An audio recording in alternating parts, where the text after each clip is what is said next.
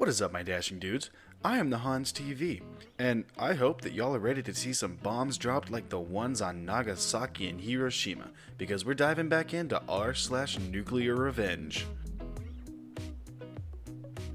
Our first post for the day comes from Johann Dragonheart, Assistant from Hell. Let me preface this by saying that I'm still going through some mental issues because of what happened in this story. Background: I was born with cataracts that later became glaucoma when I turned 5. After some years, something happened that caused me to lose all vision in my left eye. This meant that I needed an assistant for the rest of my education. Now that you're all informed, the story. When I was starting middle school, my parents found an assistant to help me with moving around my school. I'll call her Ella for simplicity's sake. Anyway, Ella friendly to me and my parents, so they didn't have to worry. Ella did her job and she was very friendly with me. And then it began. One day, Ella didn't come to school. She called my dad saying that she got in an accident on the road. It was fine, she got in an accident, it wasn't her fault. I spent the first 2 weeks of school trying my damnedest to explain why I couldn't write the work and give a convincing argument, and walk around without bumping into every wall in person. On top of that, Ella became more and more hostile as the months went by. She then began telling me awful things about my appearance, my personality, and she even talked about my parents to other teachers who were just as scummy as her. The only reason why I didn't say anything was because she made me think that doing so would get me expelled. Me being a stupid 13-year-old, I believed her. Needless to say, I was miserable. The straw that broke the camel's back was the day where she was so angry that she slapped me. I was done. The revenge. I told my dad about everything. The absences, the slander, everything. When I told him, he went absolutely ape and we went straight to the principal. After telling her everything that happened, we found out that Ella was present to write herself up as present, but she never arrived to help me. We also found out that she had faked most of her reasons for absence. After a long investigation that took 2 years to actually prove, we took Ella to court. I only had to testify every single detail of what she did and what she said. Long story short, we won that case and Ella went to prison for 3 years. After word got out what Ella did, my family had heard that her friends and family basically disowned her. She also lost the remaining custody of her kids, which went directly to her ex-husband, who works as a vendor that passes by my school. Ella became forgotten garbage. It's been almost a whole year since Ella went to prison, but I sometimes still hear all the terrible things she said. Thanks to her, I'm scared to make decisions because I can't get her words out of my mind. I'm going to start school soon. Maybe I'll finally get that demon woman out of my head. Edit. Thank you all for the kind words. Honestly, I thought that this was going to get ignored. At the time of writing this, I'm going to start my second year of high school. I'm just happy that even strangers on the internet are willing to say such nice things. Thank you for all the support. Edit 2. Oh my god, thank you for the silver. I've noticed some comments confused about my condition. I'll clarify. To be perfectly honest, I don't really know how it happened. I don't remember since it was a long time, at least for me. After Ella stopped being nice is when I started seriously learning how to use a cane for blind people. Nuclear and wholesome. Who knew there was such a thing? Our next post comes from I Like E30s. She cheated on me while I was in the hospital, so I gave her an eye infection. I was in the hospital for 2 days, suffering from a head injury, and my girlfriend was stressed out for several things in her own life. She smoked for the first time and had sex with her friend that supplied her. I saw a text coming from him talking about what happened. She left out of the country on vacation a few days after, so I made my plan.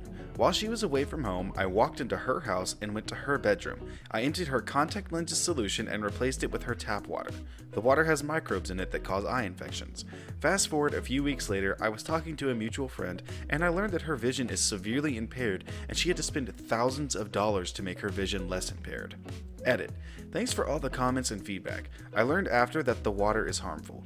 I knew water would break the contacts and her mom would get pissed off at her. I'll let the situation unfold some more and learn more before I give you guys an update. Expect that sometime this weekend, hopefully. Stay loyal, people. Love y'all. Got what she deserved. Never cheat on your SO. I feel like I shouldn't have to say that, but in today's society, it needs to be said. Our next post comes from Perfect Hamburger 812. Steal my money, take my house, put me into debt. Now it's time for me to ruin your life. My ex stole from me close to 90,000 euros, which I saved up for 9 years when I took her to court. I lost due to lack of evidence.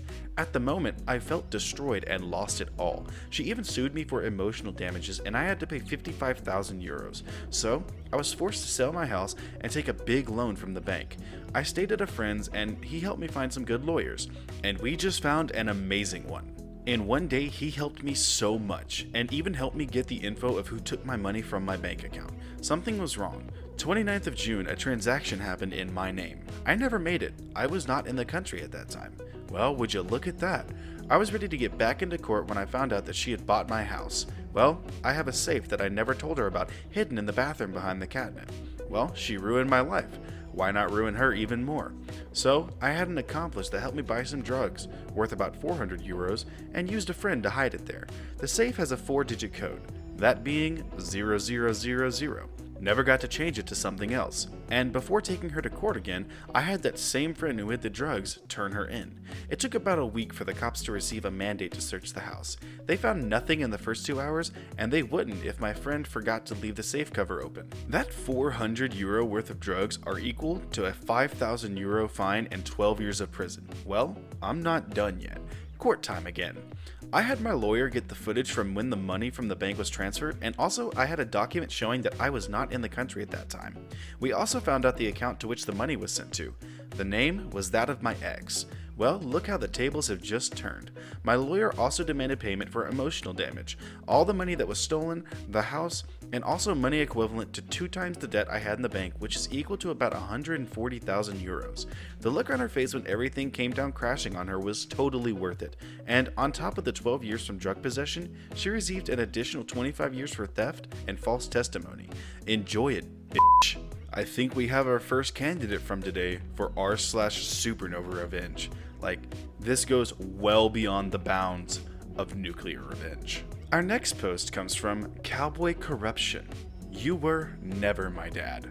Back in the mid-90s, my sister got knocked up by a guy. She was 17, he was 18. I despised the guy with pretty much every fiber of my being. My mom decided, however, that a baby should know their father, so she invited him to come live in our house without telling me.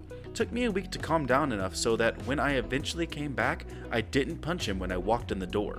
John was a piece of shit. Great artistic talent, but all he did all day was sit out in the garage and do prison tats for people, in addition to stealing mine and my deceased father's power tools and pawning them for a few bucks so he could get some cigarettes.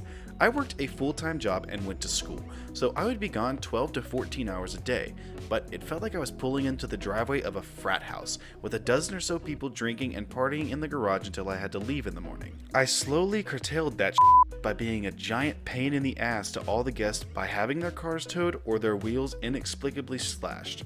By the time my nephew was 2, I'd managed to put a stop to the 24-hour party zone, but people would still congregate on Saturdays. A few months later, I'd had enough and threw John to the curb.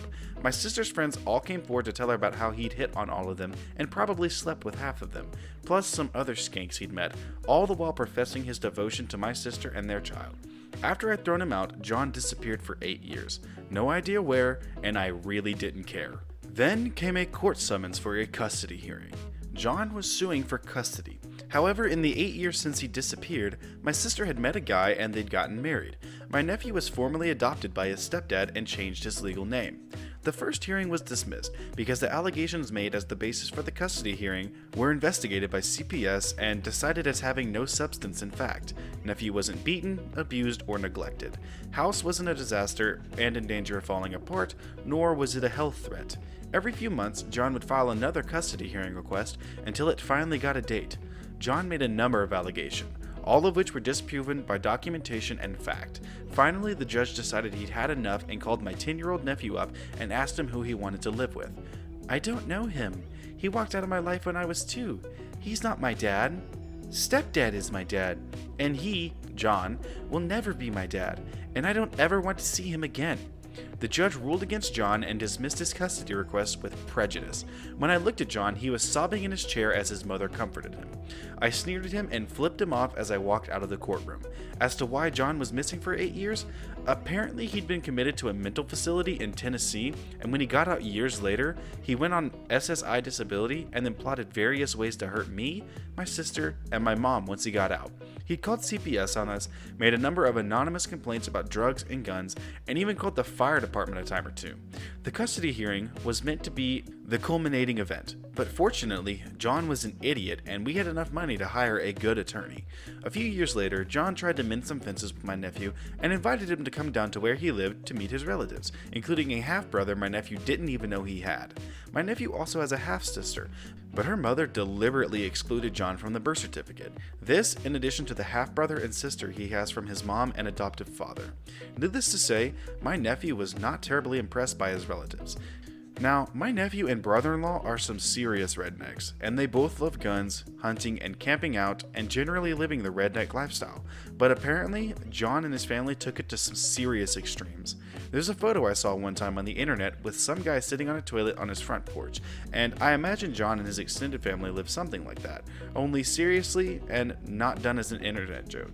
Considering the area, I would not be surprised. When my nephew was 15, almost 16, we received a call that John was dead. Someone had put a gun to the back of his head and blown his brains out as he sat on his couch in his mobile home. I felt sorry for John's girlfriend and her son who found him, but for John, I didn't feel a thing.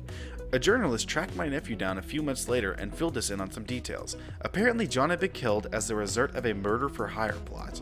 We learned through our own sources that John had been dealing drugs and unknowingly moved into someone else's territory. The would-be drug kingpin paid a guy a few $100 and the promise of an ATV to kill John.